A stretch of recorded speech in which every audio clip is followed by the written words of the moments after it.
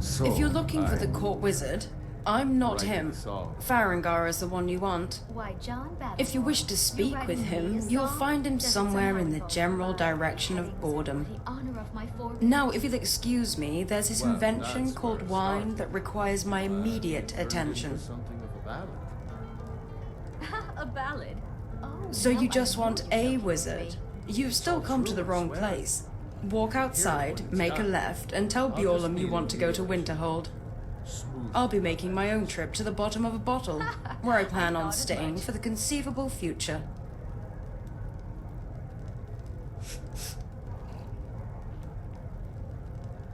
Although some say the spiced wine in Solitude rivals any vintage the Third Era ever produced, Yes, Mom? I'd say those people have never been to the Isles. I apologize, were you saying something? Oh, yes, Mom. My I'll make name is sure it gets Eldawyn. done. I've come to Whiterun for the Skyforge and for Farengar. I don't see that as a negative.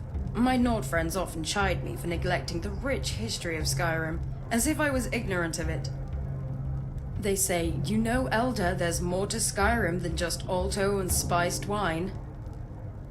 And I tell them, yes, I know all about your windmills and bards and 12 different words for cold. I only care about the wine. I want to see you when you're done working. I can't. Not tonight. When it comes to examining wine, I'm still just a novice, although I have picked up the basics. Running wild. Nobody knows how we feel about each other. Well, supposedly the color can tell you the wine's provenance, as well as the conditions it was developed in, serving as an indicator of how it will taste. Wine tasting is apparently all about discovery, yet I've discovered that I enjoy drinking wine more than I enjoy tasting it. So let the nobles sniff and swirl their goblets. I prefer to swallow my wine like a common rube.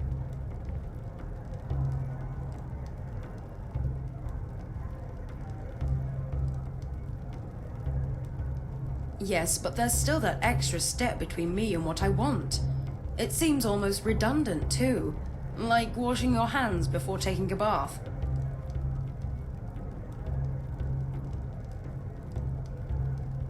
Really? No doubt from that knave Larkspur, telling everyone that I'm a battle cat under the sheets. The truth is, I don't even remember any of it.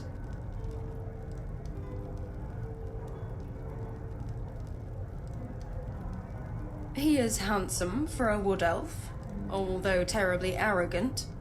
Part of me is glad I can't recall that night. The other part is greatly disappointed.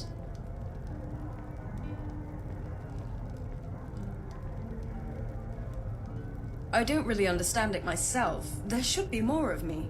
It seems to me smithing and enchanting are two complementary skills. I can only assume it has to do with the stigma that comes with being a blacksmith. They say to wield a hammer, you must be as dull as an anvil and as strong as an ox, as if stupidity were a prerequisite for the craft. Although I have heard warriors talk of such things, they say the person who thinks too much on the battlefield lacks focus.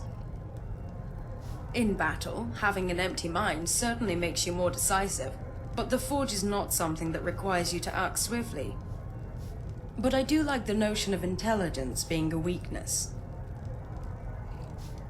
There are far too many mages who thumb their noses at common folk, as if worth was defined by the size of one's skull. Alchemists invented wine, farmers harvest the grapes, and smiths provide the tools. So, to me, each is worth more than all the mages in Winterhold.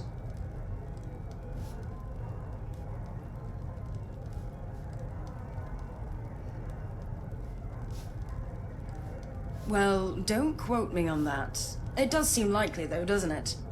Some alchemist trying to invent a new health potion stumbles onto a recipe for liquid bliss.